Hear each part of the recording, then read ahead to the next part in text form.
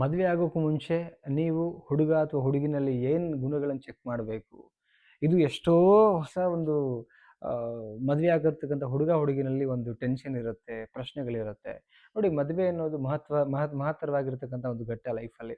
ಒಂದೇ ಒಂದು ಸಲ ಮದುವೆ ಆಗೋದು ಜೀವನ ಪರ್ಯಂತ ಇರಬೇಕಾಗತ್ತೆ. ಆ್ಯಂಡ್ ಇವತ್ತಿನ ಜನ್ರೇಷನಲ್ಲಿ ಒಂದು ಸಂಬಂಧನ ಉಳಿಸ್ಕೊಳ್ಳೋದು ಚಾಲೆಂಜ್ ಆಗಿರುತ್ತೆ. ನೀವು ಸಂಬಂಧ ಗೆಲ್ಲಬೇಕು ಅಂತ ಹೇಳಿದ್ರೆ, ಈ 5 ಗುಣಗಳು ಹುಡುಗ ಅಥವಾ ಹುಡುಗಿನಲ್ಲಿದ್ದರೆ ಮಾತ್ರ ಮದುವೆ ಆಗಿ. ಇಲ್ಲ ಅಂದರೆ ಆ ಸಂಬಂಧ ಹಾಳಾಗಿ ಹೋಗುತ್ತೆ. ಏನು ಆ ಗುಣಗಳು ನೋಡೋಣ. ಅದಕ್ಕಿಂತ ಮುಂಚೆ ಫಸ್ಟ್ ಟೈಮ್ ನಮ್ಮ ಚಾನಲ್ ನೋಡ್ತಾ ಇದ್ದರೆ ಸಬ್ಸ್ಕ್ರೈಬ್ ಮಾಡಿ, ಸಪೋರ್ಟ್ ಮಾಡಿ. ಆ್ಯಂಡ್ ಕೌನ್ಸಿಲಿಂಗ್ ಬೇಕು, ನಿಮ್ಮ ರಿಲೇಷನ್ಶಿಪ್ ಬಗ್ಗೆ ಮಾತಾಡಬೇಕಂದ್ರೆ ಕಾಂಟ್ಯಾಕ್ಟ್ ಮಾಡಿ. ಚಾರ್ಜಸ್ ಇರುತ್ತೆ, ಫ್ರೀ ಇರಲ್ಲ. ಆ್ಯಂಡ್ ಅಗೇನ್ ನೊಂದಿದ್ರೆ, ಡಿಪ್ರೆಷನ್ ಮೂಡಿಗೆ ಹೋಗಿದ್ರೆ PDF ಇರುತ್ತೆ. ಸೊ ಕಾಂಟ್ಯಾಕ್ಟ್ ಮಾಡಿ, ವಾಟ್ಸಪ್ ಮುಖಾಂತರ PDF ಅಂತೇಳಿ ಕಳಿಸಿ, ನಾನು ನಿಮಗೆ PDF ಕಳಿಸ್ತೀನಿ. ಬಟ್ ಚಾರ್ಜಸ್ ಇರುತ್ತೆ, ಫ್ರೀ ಇರಲ್ಲ. ಫಸ್ಟ್ ಪಾಯಿಂಟ್ ಏನಂತಂದರೆ ಪ್ರಾಮಾಣಿಕತೆ ಗುಣ ಇರಬೇಕು. ಅವರಿಗೆ ಪ್ರಾಮಾಣಿಕತೆಗೆ ಬದ್ಧ ಆಗಿರಬೇಕು. ನಾನು ಯಾರಿಗೂ ನನ್ನ ಲೈಫಲ್ಲಿ ಮೋಸ ಮಾಡಬಾರ್ದು, ನಾನು ಪ್ರಾಮಾಣಿಕನಾಗಿರಬೇಕು, ಅದು ನನ್ನ ಬದುಕಿನ ಸಿದ್ಧಾಂತ, ನಾನು ಹಂಗಿರಬೇಕು ಅನ್ನೋದೊಂದು ಥಾಟ್ ಇರುತ್ತಲ್ಲ, ಒಂದು ಏಮ್ ಇರುತ್ತಲ್ಲ, ಅಂಥ ವ್ಯಕ್ತಿಗಳು ಸಿಕ್ಕರೆ ನಿಜವಾಗ್ಲೂ ನಿಮ್ಮ ಲೈಫಲ್ಲಿ ನೀವು ಲಕ್ಕಿಯೆಸ್ಟ್ ಪರ್ಸನ್ ಅಂತ ಹೇಳ್ತೀನಿ. ಬಿಕಾಸ್ ಪ್ರಾಮಾಣಿಕ ಇರಬೇಕಾಗತ್ತೆ.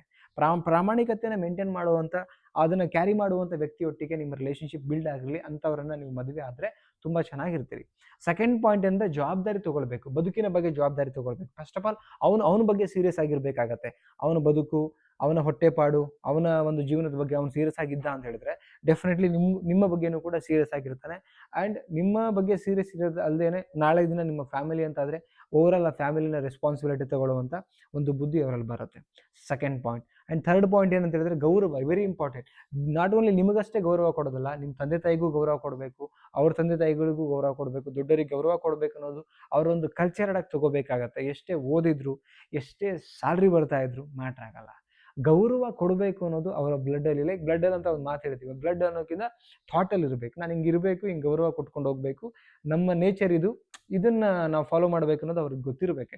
ಆ ವ್ಯಕ್ತಿಗಳು ಮಾತ್ರ ನಿಜವಾಗ್ಲೂ ಆಗಿರೋಕ್ಕೆ ಸಾಧ್ಯ. ಅಂಥ ವ್ಯಕ್ತಿಗಳಿಗೆ ಮದುವೆ ಆಗಿ ನಿಮ್ಮ ಲೈಫು ತುಂಬ ಚೆನ್ನಾಗಿರುತ್ತೆ. ನೆಕ್ಸ್ಟ್ ಪಾಯಿಂಟ್ ಏನಂದರೆ ತಾಳ್ಮೆ. ಲೈಫಲ್ಲಿ ತಾಳ್ಮೆ ತುಂಬ ಮುಖ್ಯ. ಈಗ ಸಪೋಸ್ ಸ್ವಲ್ಪ ಜಗಳ ಆಗಿದ ತಕ್ಷಣ ಎಷ್ಟೋ ಜನ ಓಡೋಗ್ಬಿಡ್ತಾರೆ, ನೀನು ಬೇಡ ಅಂತ ಹೇಳ್ತಾರೆ, ಡಿವೋರ್ಸಿಗೆ ಅಪ್ಲೈ ಮಾಡ್ತಾರೆ. Not like that. ಎಷ್ಟೇ ಕೆಟ್ಟ ಪರಿಸ್ಥಿತಿಗಳು ಬಂದರೂ ನಾನು ನಿಲ್ತೀನಿ, ಫೇಸ್ ಮಾಡ್ತೀನಿ, ಹೋರಾಡ್ತೀನಿ ಅನ್ನೋ ಬುದ್ಧಿ ಇರಬೇಕು. ಆವಾಗಲೇ ಮನುಷ್ಯ ಗೆಲ್ಲೋಕ್ಕೆ ಸಾಧ್ಯ. ಈ ಬುದ್ಧಿ ಇಲ್ಲ ಅಂದರೆ ಏನೂ ಮಾಡೋಕ್ಕಾಗೋದಿಲ್ಲ ಆ್ಯಕ್ಚುಲಿ. ಅರ್ಥ ಆಗ್ತಿದೆ ಹೇಳ್ತಿರೋದು? ತಾಳ್ಮೆ ಇರಬೇಕಾಗತ್ತೆ. ಆ್ಯಂಡ್ ದ ಲಾಸ್ಟ್ ಪಾಯಿಂಟ್ ಏನಂತ ಹೇಳಿದ್ರೆ ಕಾಳಜಿ. ತುಂಬ ಮುಖ್ಯ. ಕ್ಯಾರಿಂಗ್ ಇರಬೇಕು. ನಿಮಗೂ ಕೇರ್ ಮಾಡ್ತಾ ಇದ್ದರೆ, ಅವ್ರಿಗವರು ಕೇರ್ ಮಾಡ್ಕೊಳ್ತಾ ಇದ್ದರೆ, ಫ್ಯಾಮಿಲಿ ಕೇರ್ ಮಾಡ್ಕೊಳ್ತಾ ಇದ್ದರೆ ಇದಕ್ಕಿಂತ ಇನ್ನೇನು ಬೇಕು ಆ್ಯಕ್ಚುಲಿ.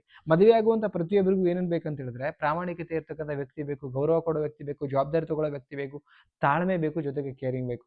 ಇದಿಷ್ಟು ಇತ್ತು ಅಂತ ಹೇಳಿದ್ರೆ ಓವರಾಲ್ 99% ಒಂದು ಫ್ಯಾಮಿಲಿಗೆ ಒಂದು ಏನು ಇರಬೇಕು ಟೇಕ್ ಕೇರ್, ಅದೆಲ್ಲನೂ ಕೂಡ ಇದರಲ್ಲಿ ಬರ್ತಾ ಇದೆ. ಸೊ ನೀವು ಮದುವೆ ಅಂತ ಆಗ್ತೀರಿ, ಒಂದ್ಸಲ ಲೈಫಲ್ಲಿ ಆಗುತ್ತೆ.